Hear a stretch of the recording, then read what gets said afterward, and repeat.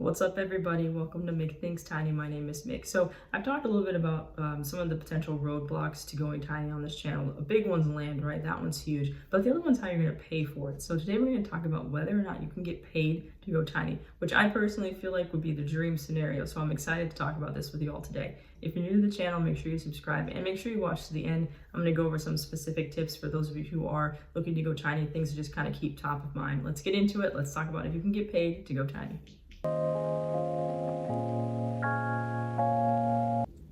All right, welcome back. So today we're talking about whether or not you can get paid to live in a tiny house. The reason why I thought about this is because I came across an article. It came out about a year ago, but I just came across it recently. There was this article where I read about a 26-year-old woman who's living in their luxury tiny house for free. So they're in Atlanta. And I was reading the details of this article and some things kind of stuck out for me. So they bought a home in Atlanta and they were renting it out during the pre-pandemic. Sort of renting out rooms, and the pandemic hit and people didn't want to live in someone else's house anymore or rent a room, so they decided to get a tiny house. So they bought a shed and then they built everything out for only $35,000. So when they talked about the breakdown of how they paid for it, so all in cost was $35K, but $8K of that came from cashing in their stocks, another $20,000 came from the credit card. And the reason why they're able to live in their tiny house for next to nothing now is because they're renting out their main house, and the income from that main house covers all their expenses for their tiny house. So it got me thinking about whether or not there's other ways that you can go tiny that are in what I'm considering this creative realm. Because as it stands right now, there's only really two other ways to go tiny. You have to be a cash buyer, which we've talked about before. A lot of buyers are actually cash buyers, but most people don't have 100 to 200 grand lying around. You can go the loan route, which I know some of you are hesitant to do because not everyone wants to take out a mortgage for a tiny house, maybe a traditional home, but not a tiny home. So today we're talking about that creative space where you have to sort of figure out how to finesse the financial side of going tiny. That could be DIY, you build it yourself, but yeah, we're gonna talk about this from a little different angle. So during the pandemic, I noticed that there were some states that were putting out programs where they would pay people to move there. So that's what we're talking about today. We're talking about getting paid to move programs. So there's cities and states that'll pay you to move there for a couple of reasons. One, they gotta boost their population. So certain cities have seen a loss of population over time for a lot of different reasons, but they also want to boost their economy. They want to bring people in that are going to be, contributing to the economy, consuming things, shopping, buying homes and things like that. So I first noticed this during the pandemic, and the primary website for this so far, to my knowledge, is makemymove.com. So I decided to go to the website and check out the different states that had available, and I narrowed it down to 3.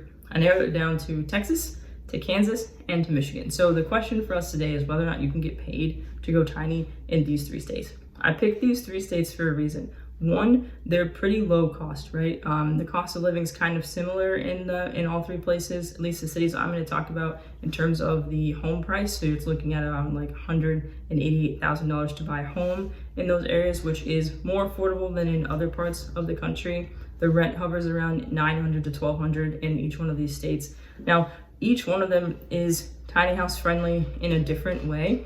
So Texas is probably the biggest one. There's tons of tiny house communities there. They have some size restrictions, but for the most part, you can pretty much go tiny in Texas. Michigan, there's some permits that you might need, but it is pretty doable. In Kansas, they have a restriction in terms of how your tiny house is set up, so it's gotta be on a permanent foundation, which I thought was pretty interesting, but it didn't disqualify Kansas for me because it is so low cost, and there is a tiny house presence in Kansas. So each one of these states has a tiny house community or just a presence in general. So first up is Texas. So for Texas, there's a program through a sort of a development company through Arkansas and Texas for Texarkana. So they'll offer you $5K in cash. You've got to make $75K or more. You have to be self-employed or willing to or able to relocate with your current employer and move within 6 months. But they'll give you $5,000 cash, and there's other incentives too, but this is kind of the big one. It's just giving you the moving incentive. So this works for either Texas or Arkansas. I'm focusing on Texas because Texas is much more tiny house friendly than Arkansas. Even though Arkansas has no restrictions, it doesn't have as big of a tiny house presence.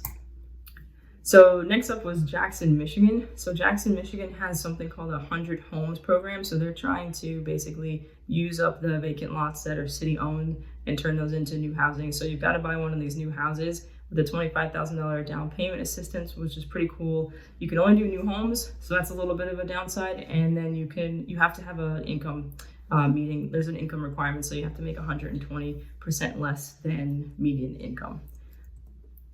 For Kansas, there's a Choose Kansas initiative. There's a lot of different sort of like layers to this one, but the one I'm focusing on for purposes of our conversation here is their $15K that they give you to purchase a home. So you can get hired by a company that participates in the program, and you have to purchase the home within a year of moving. So for each one of these, I think that they're worth talking about because it's kind of a little bit of a different route for going tiny than we've talked about before. So if you remember from a few videos ago, I talked about what your options were when you go tiny. So you can either buy land and put it there. You can buy land and DIY your tiny home build, or you can put a tiny home in your backyard. You can put it in your friend's backyard, or you can go in a tiny house community. I feel like we've talked a lot about going into tiny house communities. And some of you have expressed concern about the cost effectiveness of doing so with lot rent. So I figured this is worth having a conversation about because it kind of fits in between buying land and DIYing it and putting a tiny house in your backyard. You do have to buy property, but you're buying it at a much cheaper rate. So hopefully your mortgage is much lower, and it's a better option than if you were to buy, the tiny house equivalent of that home, because then you still have to put it somewhere. So I think that in all three of these cases, you would be sort of putting yourself in a position to have property in that place, and you can either rent out the current structure that it's on and put a tiny house in the backyard, similar to what the woman did in the article, and also what Tiffany did in a previous interview on the channel here. And now this is a little bit, really a little more outside the box. You could move to one of these places, you could get a house, and then you could just rent that out. And once you've generated enough income through renting it out, you could then move to a tiny house and live in a community. So the tiny house community could be where you live, but you happen to have an investment property, in the area. So it's kind of taking a little bit of an out of the box approach, but I wanted to bring it up because I think that it's worth talking about whether or not people are willing to move if they want to go tiny. Now, I know the questions for this one is not necessarily are you willing to move, but can you? So not all of you can move, right? Some of you have family, you have friends, you have people that you don't want to, sort of up and leave. But it's worth considering because of what we talked about before with land being king. So depending on where you live, I live in California, right? You live in California, other parts of the West Coast, certain parts of the East Coast, even parts of the South are becoming so expensive to the point where they're bordering on uninhabitable depending on where you sit in your income bracket. So at some point, I think, unfortunately, a lot of us are kind of going to be plagued with that question of relocating. So at least this is one potential option. Now, I don't know if any of these are surefire things. So for all of these programs, you have to apply, right? There are income requirements. The incentives are different, but there's plenty of places you can check out. So you can go to the website, you can check out tons and tons of cities. Maybe your favorite city is paying people, $10K to move there. You never know, it's possible.